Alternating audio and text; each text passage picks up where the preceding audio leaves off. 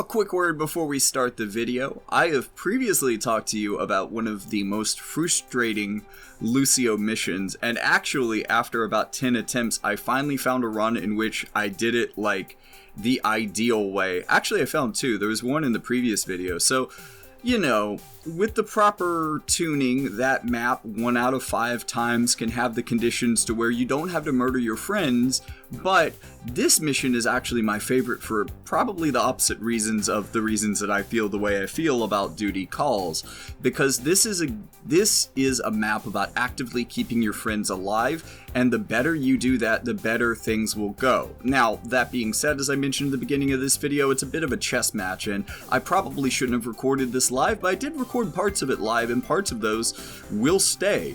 However, I will ultimately probably be redubbing my actual attempt through the mission with a bit of foresight, so have fun. And know that if it takes you a couple of runs to get here, this is just what I think is optimal, and there are, as a source for this, Astro Monkey, who I don't think I mentioned as much, or will mention as much once I edit some of the live parts out. First of all, Astro Monkey's run went completely differently than mine, though it was a good guide for helping me learn, but we're also going to look at Wood of Calc first to get an idea of what our build should be, and then I'm going to hypothesize the best build for this run, and we're going to give it a shot. Now, there are other things that can work, other ways that you can tweak it. We'll talk about it at the end of the video, but let's look at Wood of Calc and let's formulate a build. Hello Internet, I'm Jackie Fox. We're talking about the final of the Crucible missions, the final mission to fully max out your boy's sword. You are going to have 4 allies in this fight across various elements, and you are going to have one big baddie that you're going to take down. As you are the light unit, you are kind of going to be in charge of the Arcane Serpents, but let's take a look at everybody on the board just to kind of familiarize ourselves with all of the moving pieces, because this fight of them is very much a puzzle and a chess match at the same time. So we're going to be probably using our Monk sub-job. I'm not sure that it adds a lot to what I want for this, though. We could also use Tri-Calibration Strike, but either way, we're going to want Strike moves to deal with Astrius because he is the biggest threat on the field. He also has a really annoying counter, so you do have some potential to turn down his counter, which could be helpful.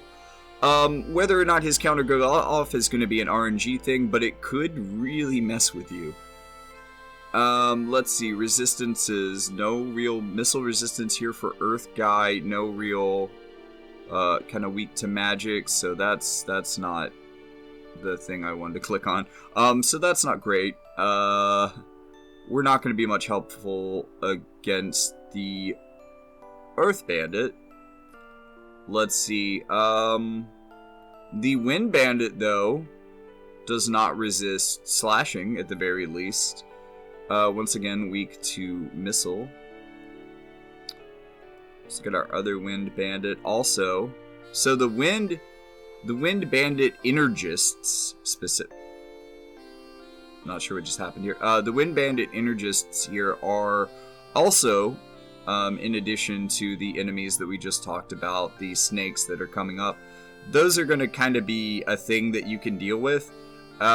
I'm not saying that you're going to. We'll talk about it. We'll see what happens when we get in there. Basically, our Water Monk is weak to slash, which is cool. He's also strong to everything else. Again, this is going to mean you or Joom is taking him down. It doesn't necessarily have to be you. Joom gets in the middle of shit, so she's a good opportunity to... Wow. So this guy resists everything that Lucio is about, with the exception of light. So, there's no quick way to chunk down the snakes, although you are probably going to be the one to do it, if not one of the mages on the team. Other snake is, I think, the exact same. Okay, so we have we have one spearman here. Weak to wind, weak to missile, weak to magic. Relatively, of the things that you could hit him with slash, so you don't need anything special for him. And then we got one final bandit here.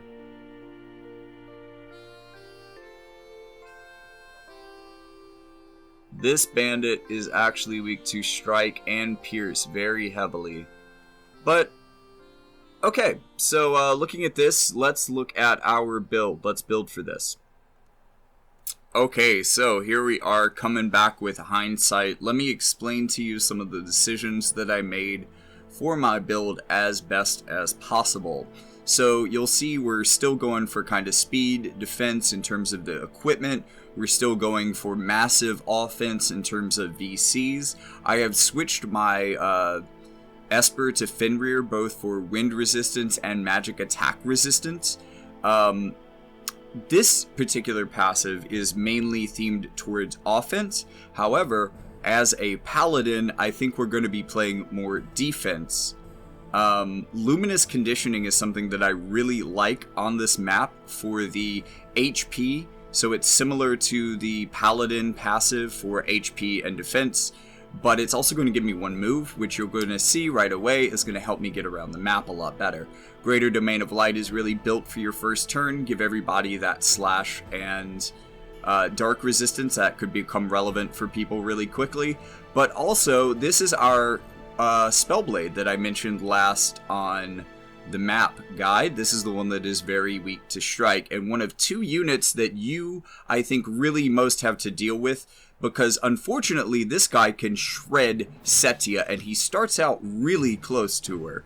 So essentially the reason that you move to the place that I had you move, or as close to it as you can if you aren't using illumined conditioning or luminous conditioning, is so that you can get in between him and Setia and potentially even get behind him. Although I'm not sure if this is a glitch, but side attacks and back attacks are supposed to be doing extra damage. I noticed this earlier in the run. They do at the very least, they do have increased accuracy. Not that it's relevant, and probably I should have moved a little bit further away to get myself better in position for my next turn.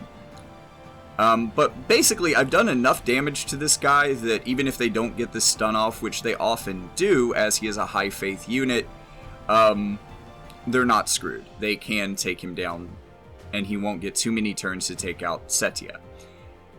One of the unfortunate things that can happen because of this is that Velis can run back to heal Setia if she takes too much damage, but not enough to destroy her. Anyways, we have avoided that, and we're waiting for the wind units and the dark units that I mentioned us being particularly good against to line up for our 2 kills in 1 shot mission. And that's all happening down here in the main stage. So 2 of them are lined up. Oh, almost 3 of them are lined up. Let's see if we can get another unit that maybe we can take down to group up with them so we can use Taunting Blade. That is the reason that I'm running Tri-Strike instead of Monk Subjob, is that I still want to have access to my Paladin kit, and a big part of that is going to be Taunting Blade. I think on this turn I'm going to kind of scope out the field for a second, kind of get a sense of the fact that I can't hit 3 of them in the same move, but I could hit 2 of them. I could position myself better for Astrius coming up, but I don't really have a lot of good options from up here. So, Taunting Blade not being one of them, I just don't have the AP, probably going to happen to you too. So I'm going to run back to my original starting place and cast Revitalize and just wait it out.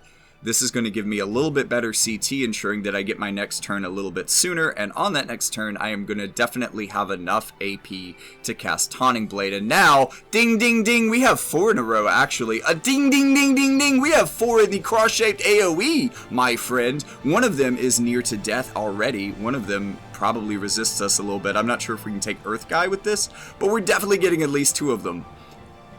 Yeah, it looks like actually we are getting Earth Guy. We might leave a snake, the hasted snake, alive. Yes, so that was 3 kills in 1. But sometimes your allies will actually get the 2 kills for you.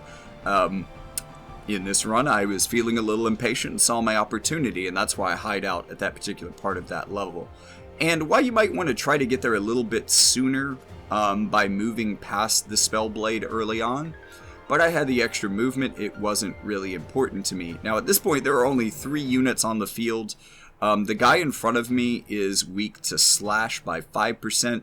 The guy across from me is weak to Joom, and, well, she's not even going to get a chance to deal with it, because even though he resists Renan, well, there you go. So it is now us versus Astrius. I'm going to get right up in his face and punch him as many times as I can.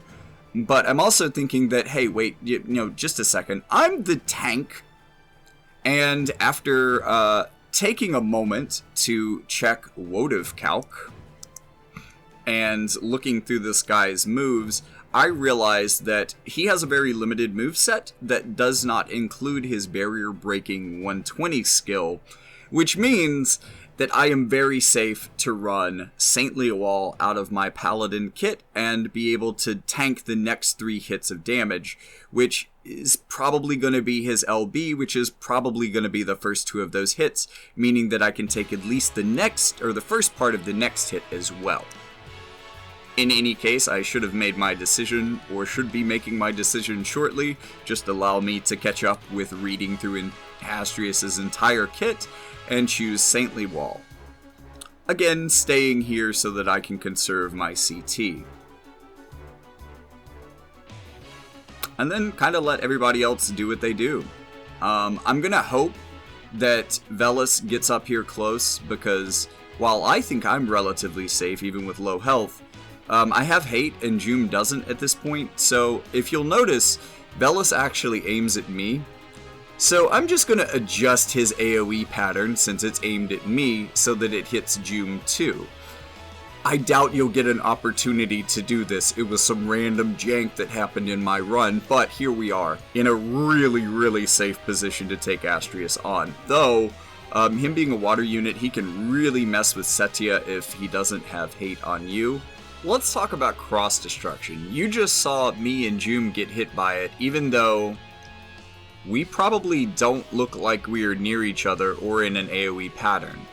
The next thing that Joom is going to do is move 1 space forward, and this actually makes things even worse for this attack in a way that I didn't even realize when I was doing the replay dialogue trying to explain this. But the first thing that I'm going to notice is that he can now hit Joom and Velis. And then, after that, I'm going to notice that if he can hit Velis, he can hit Renan. And if he can hit Renan and Velis, then he can hit Renan, Velis, and Joom in the same attack from this position. All 3 of them, if he survives, are probably going to get hit with cross-destruction if he has the AP. And his AP consumption is probably still down from his LB. Let's just assume that he could smack all 3 of them, if not for the way that I finished this fight. This is really going to trip you up because, again, every other AoE in the game does not work like this one in particular. So often, when you're trying to move yourself out of his AoE range, you are actually, in fact, moving yourself back into his AoE range because his AoE is just admittedly kind of weird. And also, like, very high range, technically, in terms of what it can hit at one time. So, with all of that out of the way, let's just go and look. Thanks for sticking around, and I hope you can clear this one.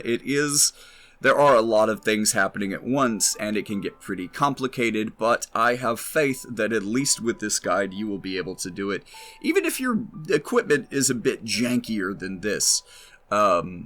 Because I'm not really trying that hard here, except in the VCs, I guess. As long as you maybe use the Luminous Conditioning. If you're having trouble tanking, his Paladin, I think it's Holy Knight's Protection instead of Luminous Conditioning, just to get a little more defense and a little less range, that might be able to work for you. But I really think that you're going to want that Taunting Blade, and look, there's reasons that I didn't level up my Taunting Blade to 20, and they relate to a previous video that I made showing newbies how to get through this, and it's not relevant to you, and it was never relevant to you. Level up your Taunting Blade to level 20. And while we're talking about mistakes that I've made that are going to make this easier of a run for you than they were for me, there is no reason in God's name that Lucio needs any higher than maybe 50, because he is a light unit, so he may get full lifed or stuff like that.